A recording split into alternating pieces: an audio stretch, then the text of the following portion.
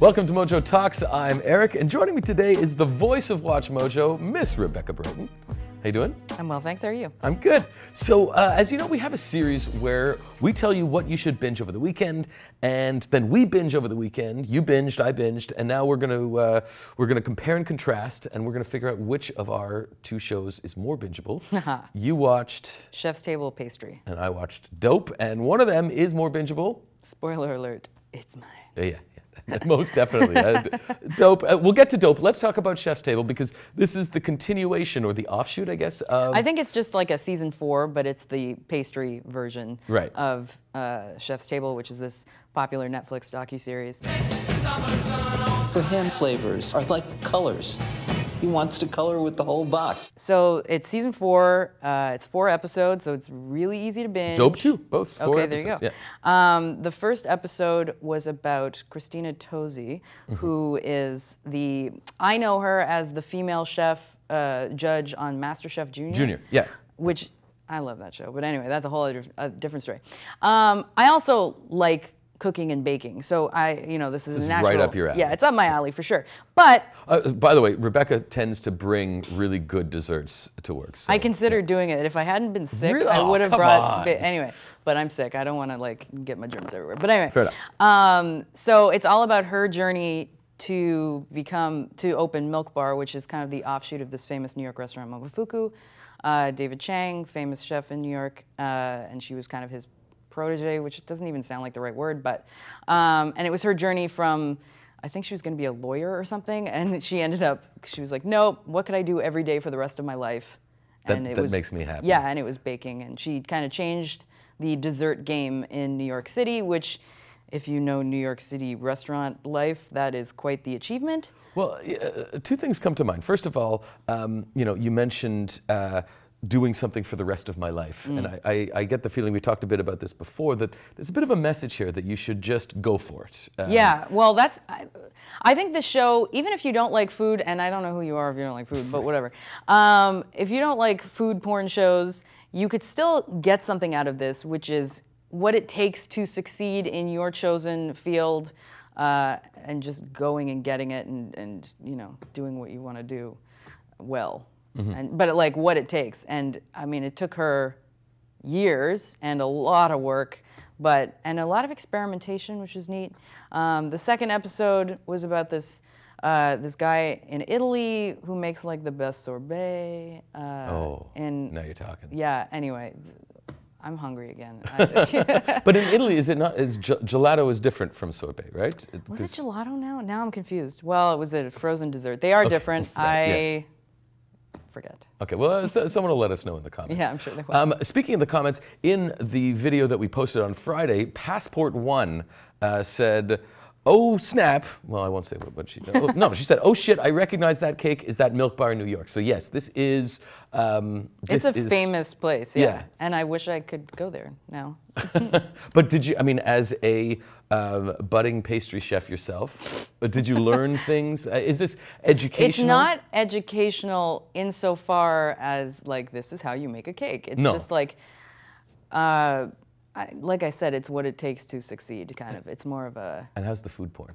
The food porn's amazing. I mean, the shots are just oh. Yeah, even just watching the trailer. Yeah. I mean, I mean, you're right. Food shows, if done right, are you can't peel your eyes off them. Yeah. But and she has some really. I mean, I'm still talking about the first episode because that was the one that really spoke to me. But she has some really unique recipes, and they're all visually impressive. And anyway. So, is it bingeable? Oh, for sure. Yeah. But have some snacks. Okay, good. You might also want to have some snacks for Dope if you're, if you're following along. It's a cat and mouse game day in and day out. You really have to think like a bad guy. So this is season 2 of Dope, and this is also a Netflix docuseries. Was it released on 420? Is that what happened? I guess so, yeah. But it's more. It's more the hard stuff. They do cover weed culture, but season 2 is 4 episodes. You have the Caribbean and how drugs are coming in from the Caribbean. You have Molly in the Motor City. You have a bounty hunter in Atlanta. So it really kind of it's often based around a place. And what's the hook of this series is really that it's covering both sides of the law. So, you know, you're riding along with the cops, and you're also there with the criminals and the dealers and the distributors. And it's made to look like something new, like this has never been seen before. But as I watched it, I was just thinking, well, you know, I've seen Drugs Inc. It kind of feels almost exactly like Drugs Inc. Drugs Inc. And then there's also, you know, it reminded me of Cops. It didn't break any ground. It kind of. Well, I mean, but Cops doesn't have kind of the behind the scenes with the criminals, though. No, it doesn't. But you know, this did not feel like it. The criminal stuff, interestingly enough, I wonder how much of it is real. Now, this may be contentious, but I did see a bunch of Reddit threads that were saying that, you know, are these just actors who are reenacting, you know, real things that happen? Because a lot of the times, there's a camera crew there. First of all, a lot of these drug dealers, they are paranoid as hell. They would not allow a camera crew to come in, even if they're putting a bandana on their face. You can kind of still recognize them. That's first of all. Second of all, some of the guys were talking, and yes, the bandana's covering their face, but you see their eyes. It looked like they were made up for TV. Like, you know, I can almost imagine the makeup artist behind that was putting them together. And then, you know, these improbable situations. At one point in episode 1 of season 2, they're bringing in all these drugs on a fishing boat and kind of docking in the middle of the night, and they're taking the drugs off the boat. But there's a camera crew filming it. So you have to be aware, if there's a camera there, then there's a camera crew or at least some guy filming it, and they weren't being, you know, it was pretty conspicuous. So Fair. Yeah. Or they just are really good at talking their way into places. The crew, you mean? Yeah. Or?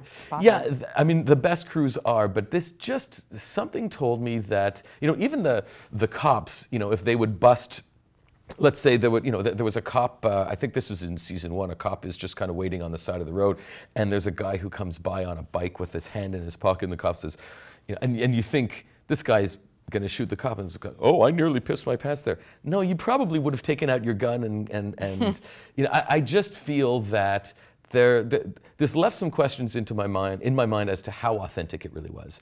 Not to mention the music was absolutely horrible, and I saw that mentioned often in the Reddit commentaries. And the translation a bit too obvious. Like, you know, if they're talking about how many keys, you know, at the bottom of the screen it says keys equals kilos. You know, I've watched Miami Vice. We've all seen Sicario. You know, and so it does. It kind of, there's a Miami Vice. You know, the context of Miami Vice or Sicario or the First 48 or Narcos. I mean, you know, this is interesting to a lot of people, but I just found that it, I don't know how bingeable it is unless you're really into this kind of stuff. I don't know why this seems to have more prominence, maybe because it's on Netflix, but you know, if you've watched Drugs Inc., then it's pretty much the same thing. Season 2, what I would say is that they really kind of, you know, they went a little bit more stylistic. Like they had a lot of point of view shots, or you know, it almost looked like what was that movie with Sacha Baron Cohen where they were like spies, or you know, it was all like first-person shooter perspective. And I don't know. You're not going to get that in a typical cop show. So I applaud them for, you know, A, for effort, but I think I would prefer to watch the the food porn of Chef's Table. But you know, it's I guess tough to beat. I don't know what to tell you. Yeah, no, so you know, in terms of the battle here, yours wins. Not to say Dope is terrible, but it wasn't as good as I would have hoped. But let us know what you guys think in your comments, and don't forget to subscribe to MojoTalks if you haven't already.